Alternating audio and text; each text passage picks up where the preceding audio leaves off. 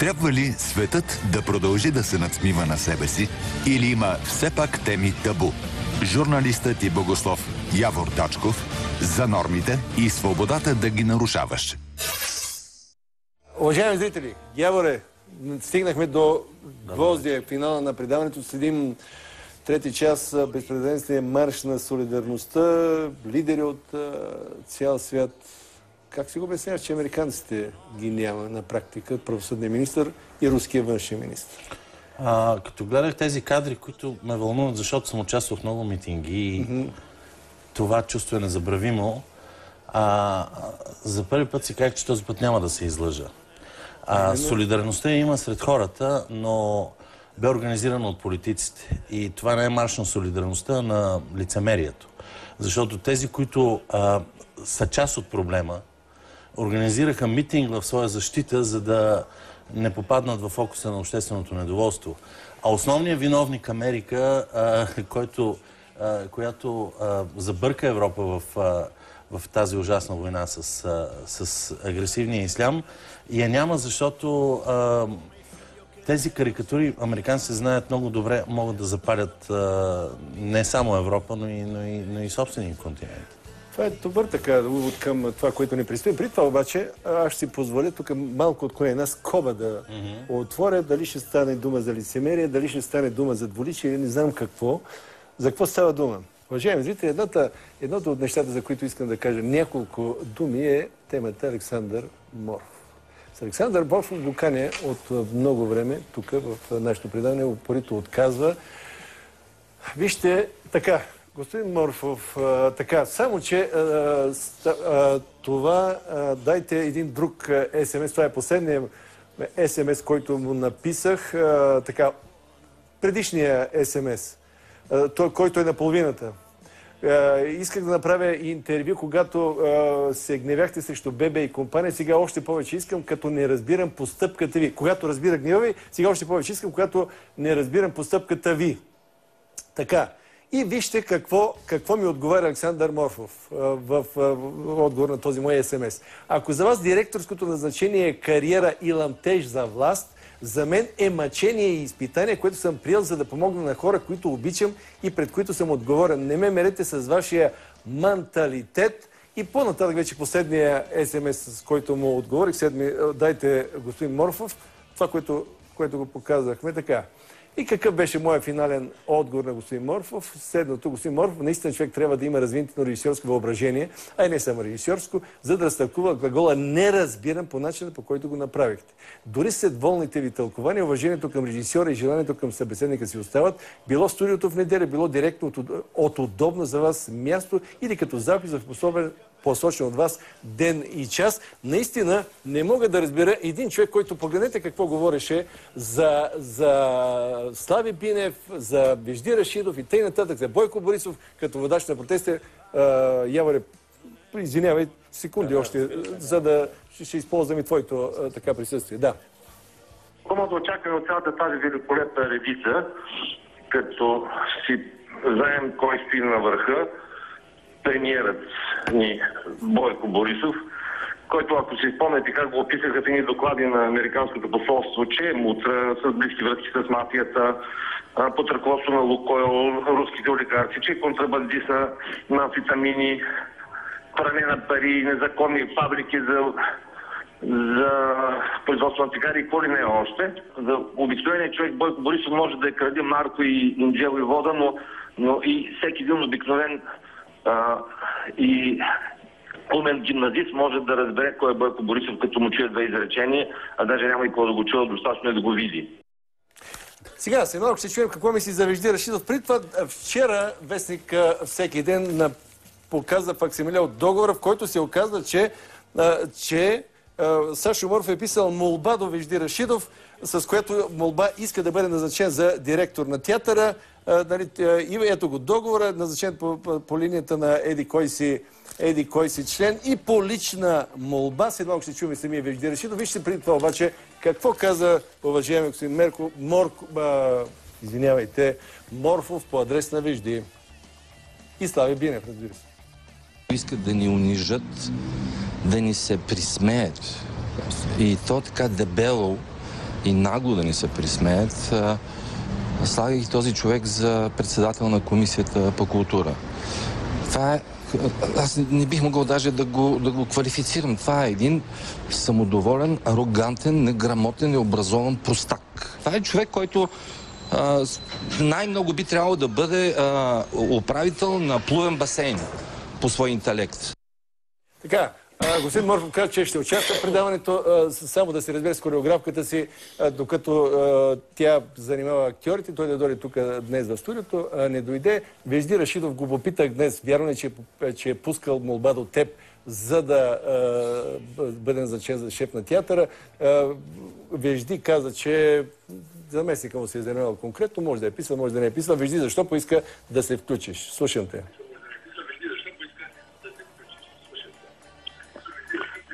Добър вечер. Добър вечер. Сашо, включването е по друг повод. Ние сутринта водихме с теб един разговор. И аз те обясних, че тук не са важни моите взаимоотношения или мнението на Сашо или на който и да е. Тук е много важно, че в този театър, и това е първият театър на България, работят над 250 прекрасни български актьори. Всички тези хора обичат Сашо Морфов и всички тези хора работят много добре с Сашо Морфов и в крайна сметка има една зала, където седат 1000 всяка вечер по 1000 български зрители, които също обичат представленията на Сашо Морфов. Извън за онова, което са личните симпатии или несимпатии, има една истина. Ние трябва да се научим да разграничаваме личните си интереси и симпатии от по-важните цели в живота, а именно таланта на хората. Вежди, не говорим за режисьора Сашо Морфов, който е страхотен. Говорим за човека, който е писал лична молба до теб и по този начин се самоунижава и аферим на теб, че го докара до това положение да трябва по този начин, който те е плюл и е плюл Бойко и да трябва да пише лични молби до теб, за да го назначаваш. Аферим. И нека теб не те обвинявам в нищо, има и предвид. Жалко само, че такъв голям режисьор може да е толкова малък като човек, но сега това си е мой проблем.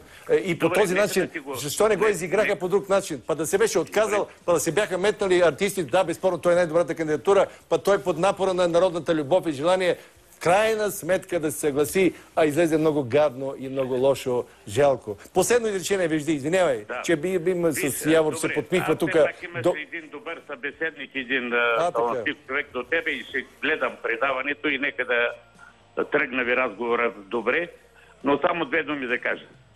Сашо Морфов сме говорили за бъдещето и съдбата на театъра, а не сме си говорили за личните интереси. Второ, по закон е длъжен да се напише заявление. Тъй, че тук няма никаква изненада, че е написано. Така че. И трето, Сашо Морфов е талантлив човек и нека да забравяме личните си. Чудесно. Добре. Аз смятам, благодаря ти, аз смятам, че е в момента най-добрият директор на театър. Само две изречения за идиотския, тук се присъединявам към Недялко, идиотския пиар на здравния министър Москов, който отива да помага на хора, които са с преобърната кола, и доктор Москов след това в Фейсбук, в личната си страница, пуска като идиотски пиар тия снимки. Ей, Бога, не мога да разбира този човек. Не мога да промея какво им на тия хора. Имате с Явор Дачков, давайте за да ви давай сега Яворе. Има ли? В неговия Фейсбук бе. Пусни го през някакъв друг Фейсбук или по някакъв друг бе. Не през твоя бе да ти се не види. Мисля, че предупредих това студио с какво имаме работа, но да не се отклоняваме наистина от темата. Яворе, какво стана всъщност от преди 2 дена? Искам да кажа това много ясно в началото моите възгледи, за да не се бъркат с коментарите, които ще правя след това.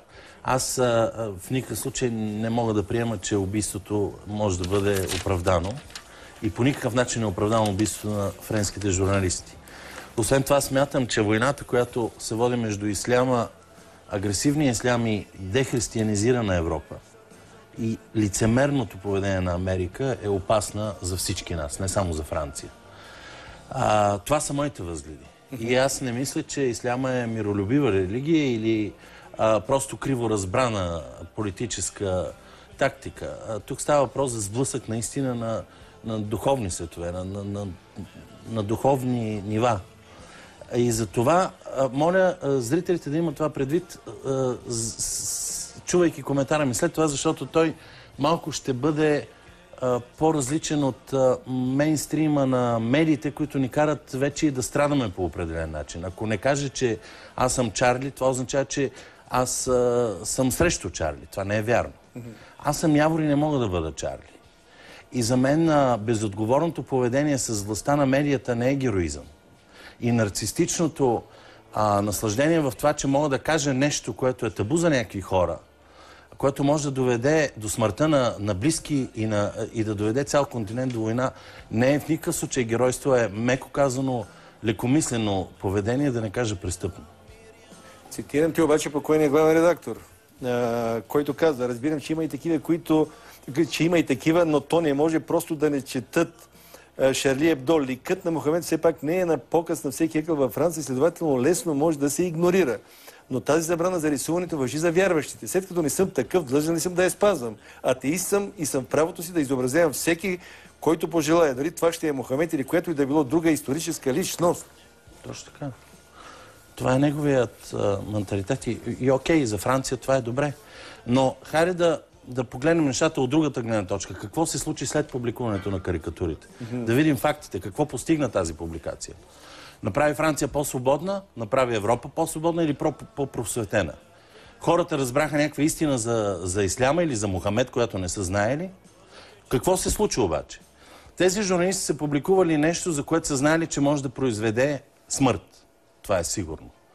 Има данни за това какво се случи след публикациите на карикатурите на пророка Мохамед в Дания. 2005 година. Също този вестник има заплахи. Той е бил охраняван от службите. Първо са му подпали 11-та редакцията. Точно така. Тоест, когато ти... Съдят го, обаче в съда вестника печели. В момента се води война в Идил, в която Франция е участник, макар и не е активен. Даже едни от хипотезите са, че това ще мотивира французите да участват по-активно в тази война на страната на американците. Значи, знаейки всички тези неща, знаейки, че не си просто един провинциален малък вестник, а през интернет и телевизията достигаш до всяко кътче на този свят, трябва да си изумителен глупак, за да предизвикаш такова нещо и да го публикуваш. Аз пак казвам, вижте какво се случи. 95% от французите днес те са солидарни заради смъртта на тези хора, която е ужасна и нелепа. Но 95% от тях се страхуват за живота си от непосредствена ислямска заплаха. И всички смятат, че Европа е въвлечена във война. Всички страни от европейския континент се страхуват от подобни неща. Значи, обяснението, те са лоши, защото ни нападат заради свободата на словото, е абсолютно невалидно, тъй като във Франция има 700 зони, това са големи общности, на хора, където царува ширията. Алекс Алексиев говори за тая работа и за опасности. Там няма Франция, както каза един експерт. Това е целият пропуск на тази държава. И ако ти си толкова неспособен вътрешно в главата си да сметнеш, че публикуването на една пошла карикатура може да събуди такава война, означава, че ти не можеш да носиш отговорността, за която си избран. Слушай, гаджето на главния редактор какво каза пред BBC. Кръвопролитието от 7 януари е можело да бъде предотвратено. Републиката е виновна, заяви пред BBC Жанет Бограб, което е бивш министър от правителството на Франсуа Вион. Саркози. Франсуа Вион така. Не съм изгубила Шарли Ебдо, изгубих човек, когото обичам. Не съм тук да говоря като бивш министър на Франсуа Вион, а като спътник в живота на човека, убит от варвари. Републиката е виновна. Той, Шарбоние, имаше кораж да публикува карикатурите на Мохамед. Нападателите системно са били защитавани от полицията. Имало е послание с омраза и никой не се е изправил да ги защити. Това е реалността, смята Бограб. Точно така. Знаеш ли каква е последната интервю с Бограб? Защото тя е любовница на този главен редактор и е била държавен секретар също така, по образованието и в кабинет на Саркози, т.е. тя е близка със семейството. И понеже сега Шарли Ебдо трябва да бъде изкаран като независим политически вестник, семейството на главния редактор много се разграничава от нея, защото не искат да я свързват с Саркози.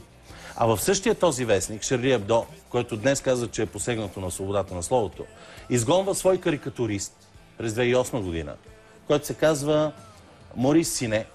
който осмял съда, който е пуснал сина на Саркози, след като е прегазал един арабин в злополука. На всичкото отгоре, сина на Саркози се жени за дама от богат еврейски род и този журналист Морис Сине си позволява да каже, че където са евреите, там са и парите. Започва да го съдят за антисемитизъм и изгонен от същия този флагман на свободното слово Шарли Ебдо.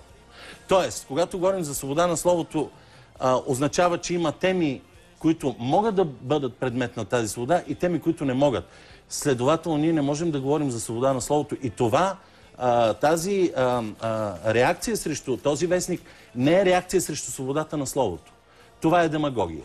Погледни, най-голямата, по-голяма гавна религиозна тема не може да има бащата, сина и Светия Дух отзад.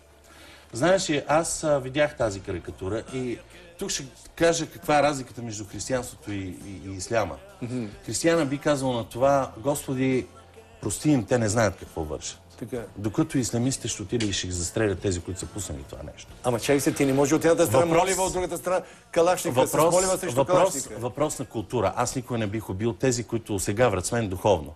Но има духовен терор, освен плътския терор.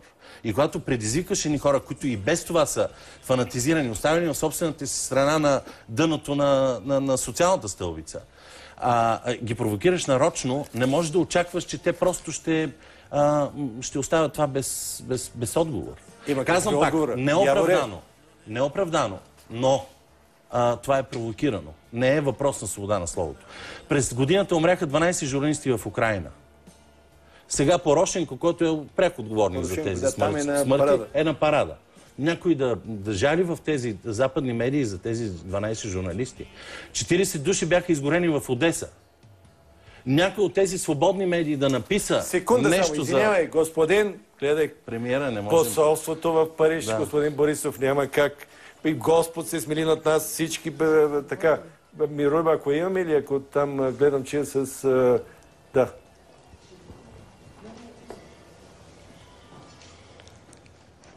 Наживо сме, господин Борисов, в предаването на Сашо Диков.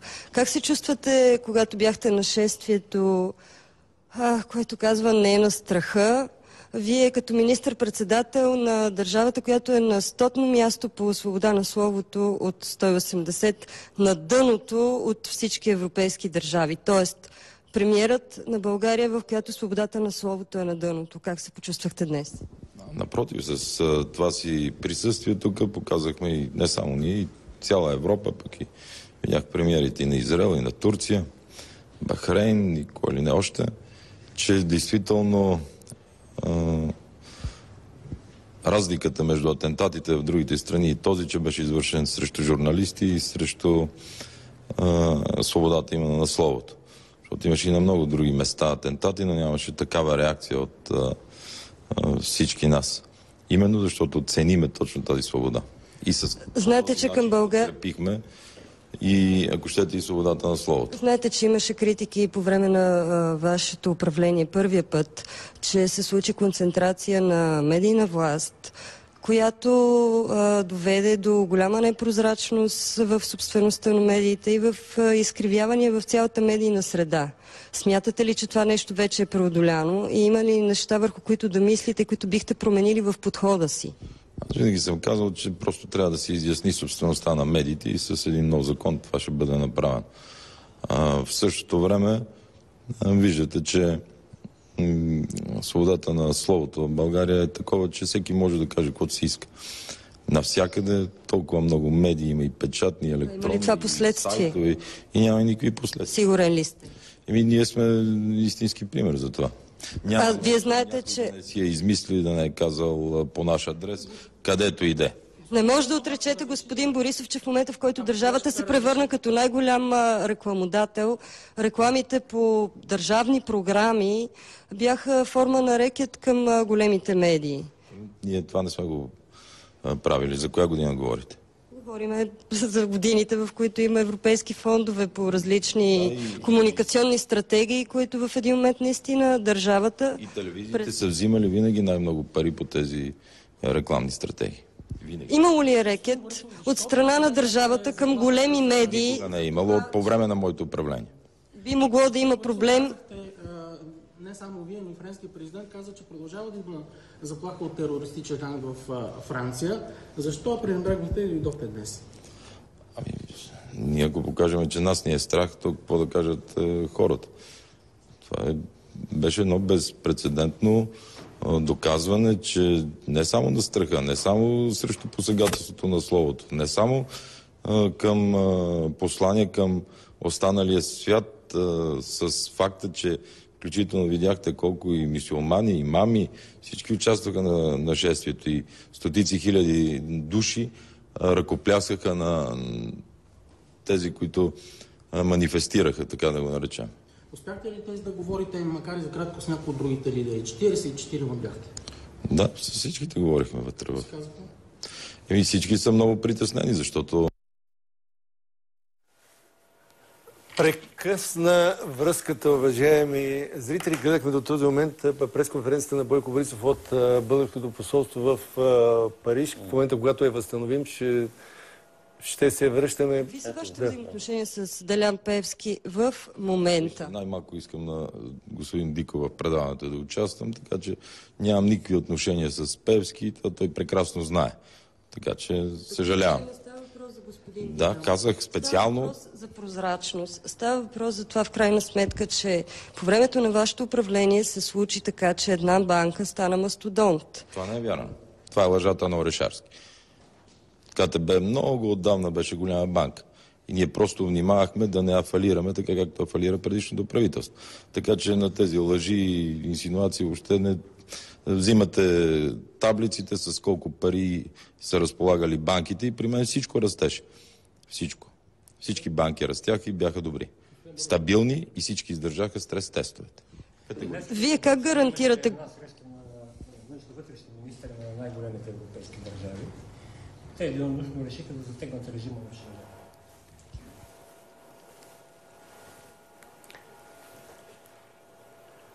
Шенген. Дава съгласие да участвам в живо предаване при Диков.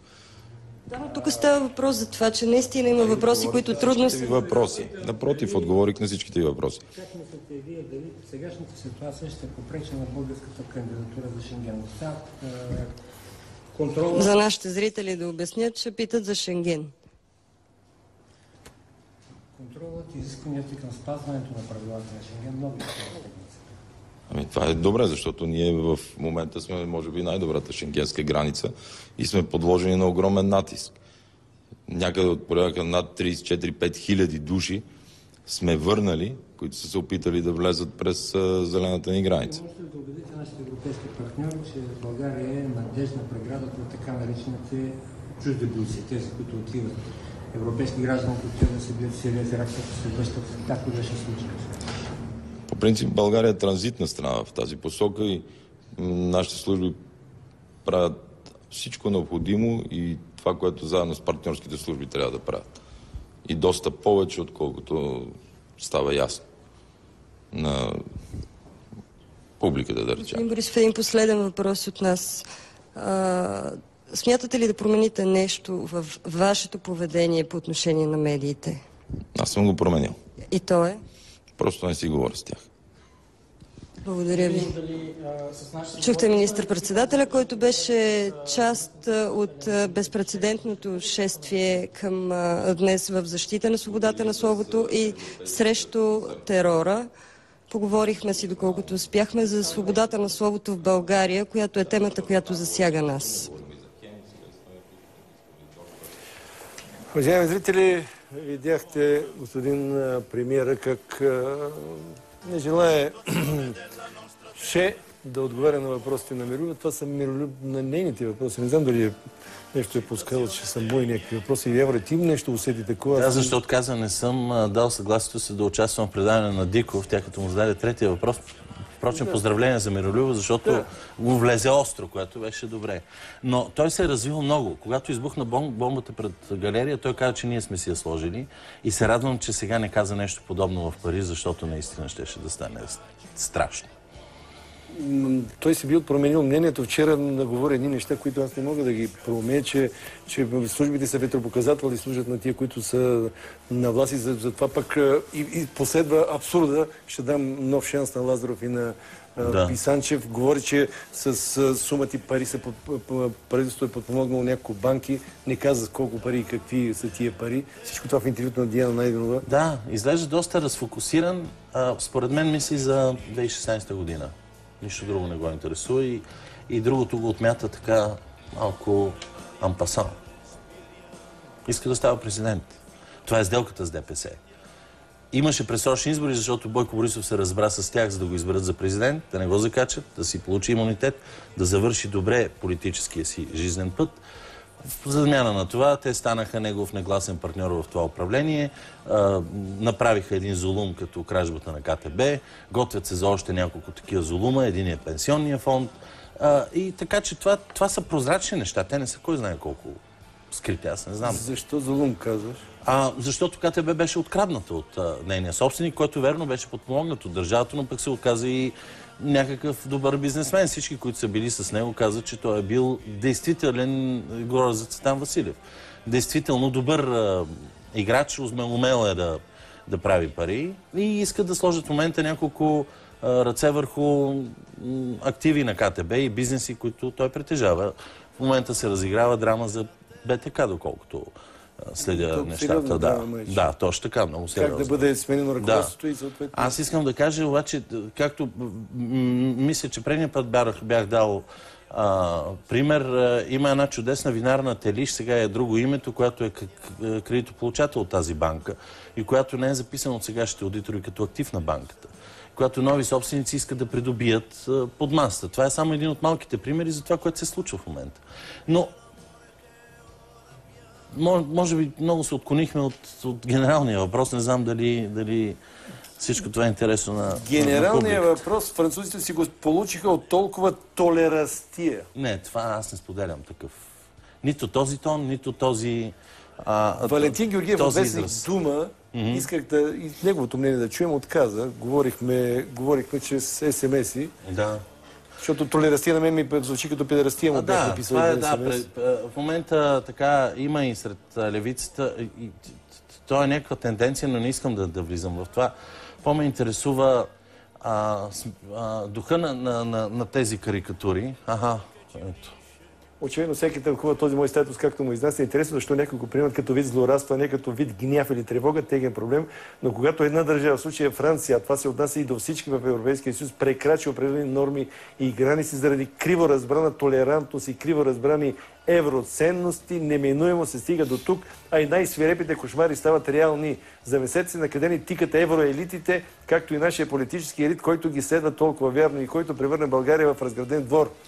Всъщност, моето мнение тук е, че Европа, отказвайки се от християнската си традиция, от християнската си история, от християнството си настояще и бъдеще, припознавайки идеите на някакъв хуманитаризъм, неолиберализъм, който проповядва някакви релативни ценности, пада в жертва на това. Това иска да каже, може би, колегата, който го е казал по-грубо в някакъв статус. Но не толкова... Ориана Фалачи, легендарната италианска журналистка, която казва, Европа вече няма европейски ценности, има само един финансов клуб. Точно така. Всичко останало е Аз споделям нейните неща, макар че някои ги намират за доста радикални спрямо исляма. И мисля, че тук тя е права. И не само европейски клуб на богатите, той става световен елит на богатите. И виж колко перверзно може да се окаже това, което ни се случи днес по телевизия, защото ние гледаме от среда реалити шоу. Много е важно да кажем, че информацията за това, което се случи с Шарли Ебдо е много оскъдна. За първи път френски вестници като Le Monde се позволяват да пишат информацията, която ще ви кажем не е проверена.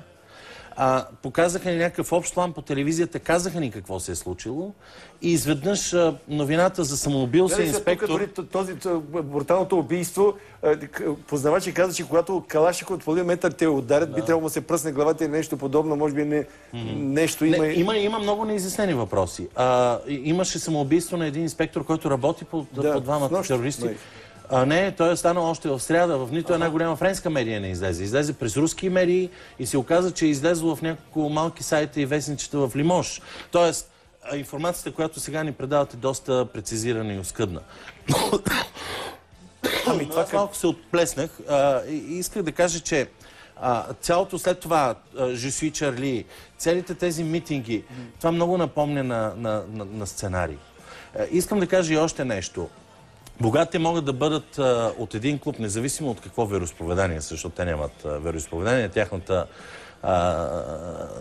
Техният бог е монетата Мамона, както каза един приятел сполучливо. Вижте, абсурдно ми се вижда такъв вестник, който вече подлага на атаки, да не бъде обект на служби. Абсурдно ми се виждат такива момчета, които веднага полицията разбра кои са, да не са също предмет на дългогодишно изследване на службите. При 6 месеца отпаднало наблюдението и контрол за тях. Знаете ли, когато имаш такава медия и такъв интернет, колко е лесно да направиш интрига, така че да предизвикаш това убийство, тази трагедия. Да предизвикаш това, което се случва сега, да предизвикаш война, защото от война винаги печелят елитите, а се изтребват масите. В момента Америка, която отгледа арабските терористи, които се бореха уж за освобождението на Сирия, трябва да се бори с тях. Те от друга страна пък чистят кюрдите, които са удобни на турците, които са пък съюзници на Америка и се държат всички изключително двусмислено, внимателно, лицемерно. На думи са много големи бойци срещу исляма, на приказки си продават футболните отбори на ислямски шейхове. Така че тези неща не са просто елементарно разделение на добро и зло. Едните са добрите, а другите не. Едните са чисти, другите са мръсни. Затова това противопоставяне, на което те ни хвърлят през медията си, ми се струва нездраво. Ти си на особено мнение по темата за така наречена свобода на медиите във Франция? О, да, още по времето на Саркози той командваше медиите. Аз ви казах за случая Шарли Ебдо. Имаше огромен скандал с Ле Монд. Имаше много смешен скандал с Пари Мач, които са негови и които му изчистиха едни паласки от коремчето. Значи, Пари Мач публикува снимка на жена му с нейния любовник, след което главният редактор го отнася. И Саркози беше казал, това го помня, защото съм го чел, беше казал, аз няма да се занимавам с вас, просто журналисти, аз ще се обадя направо на издателите ви. Тоест това, за което Миролюбов попита Бойко Борисов, важи пар екселанс за Франция. Дори Саркози издейства закон, с който той да назначава шефа на държавната телевизия и лиши от реклами, така че да зависи изцяло от него. Но нещо по-прясно. За свободата на словото на Запад. Това, което се случва в Русия, е абсолютен скандал за християнска Европа. И абсолютен скандал за медиите на тази Европа, които наложиха ужасна цензура, наложиха ужасно едностранно говорене и то предимно в исторически факти. Те не изказват фактите. Сега говорят какъв бил Путин преди 15 години, какъв бил Сталин и какво се е случило преди 25 години. Сегашната ситуация обаче е съвсем различна. Аз не видях такива митинги на солидарност с 40 живи изгорени цивилни граждани в Одеския дом на профсъюзните работници. Бременни жени бяха задушени. Имаше задушени физически с ръце, убити с пистолет и запалени. Там е безспорно. Не, там е ясно. Не е ясно кой е свалил самолет. За това има много разкази. И това също е подозрително, защото такива високи технологии, разследването се води на Запад, в Холандия и в Англия, все още не могат да докажат кой е свалил този самолет. Но цялата връщането на тази антикомунистическа риторика за сегашна Русия, която е съвсем различна реалия, опита им да им наложим либералната демокрация така, каквато ние разбираме, при положение, че ние самите търпим поражение от тази либерална демокрация, е безумен. Ние не можем да приемем, че западният модел е валиден за всички, защото хората са с различен менталитет. И в Русия или в Китай тази западна демокрация, пък и в България, аз бих казал, не действа по начин, по който действа в Дания, в Германия и в Америка. Да я налагаш със сила е безумие, а още повече тук няма идеални подбуди, всичкото опира до алчност. Какво правим? Какво правим ние, дяволе? Бойко се подигра на Меглена Кунева завчера, назначавайки без никакъв конкурс новия шеф-директор на агенцията за беженците, казайки, тя вика конкурс, той вика няма конкурс, назначава го. Ма нищо, че гледам какви ли не критики, защото той преди е бил по негово време на поста. Той повтаря модела на Тодор Живков от късния социализъм, който е срещу теб, не го пращаш на лагер, а му даваш пост или му даваш народен артист, или го правиш директор, или го вземаш при себе си и така го опитомяваш. Това, което той прави в момента, е много хитро, защото оставя реформаторите да се пържат в собствената си суета, да не слизат от телевизионните студия и да създават впечатлението, че те ръководят България, че те са управлението. Когато дойде сметката, когато пак всичко се провали и пак тръгнем от начало по български, той ще каже, ето, тези ме ръчкаха, те бяха най-големите фронтмени и те ме провалиха и хората ще останат с това убеждение, защото от медиите не слизат хора като Москов, като за съжаление, казвам Меглена Кунева, защото съм я подкрепил и така нататък. И финал. И финал. 30 секунди, колко даваш? Остави правителството, цялото, това без... Аз бих казал така като журналист, защото тук се разразиха дебати за свободата на словото, още от създаването на пресата, на вестниците. Голямата тема е за отговорността на словото, защото ние имаме реална власт. Тя е по-важна от свободата на словото. Благодаря. И аз благодаря, това беше.